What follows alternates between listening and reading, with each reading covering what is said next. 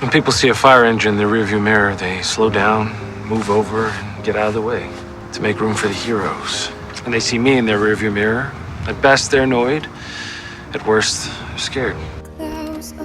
On the highway, a speeding car was pulled over for going too fast. The officer walked up for a routine check, but heard the little girl in the back seat worrying about being late to a party. The father gently comforted his daughter, then turned to the officer and apologized sincerely. Polite and calm, the officer listened patiently to the girl's anxiety and promised they would be on their way soon. The father cooperated by turning off the engine and handing over his papers. But once the officer returned to his patrol car, he immediately called headquarters. Unit 18, I believe I have a possible child abduction in progress. Wait, what, are you serious? Perp's ID reads Gregory Dougal driving a 2007 Accord, stopped going 60 miles an hour on Alder Street. Child's first name is Lindy, please advise.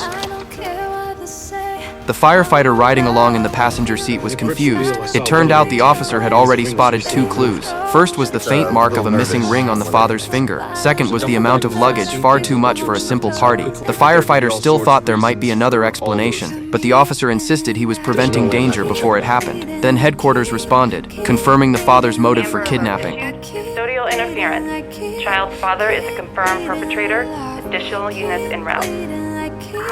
After receiving the order, the firefighter asked why the officer wasn't acting. The officer explained the girl was still in the car, and rushing in might put her in danger. While the officer waited for backup, the father suddenly started the engine again. Sensing danger, the officer rushed out to calm him down. Noticing the father's anxious finger movements and nervous eyes, the officer decided to keep him steady until backup arrived. If you do what I think you're about to do, it won't end well. There'll be a chase. You'll be putting your life on the line, but yours, also your daughter's. The officer's mix of pressure and reassurance finally broke through the father's defenses. After expressing his frustration and desperation, the father turned off the engine again and chose to cooperate. He was escorted into the patrol car according to procedure, and the girl waited nearby, falling into her mother's arms.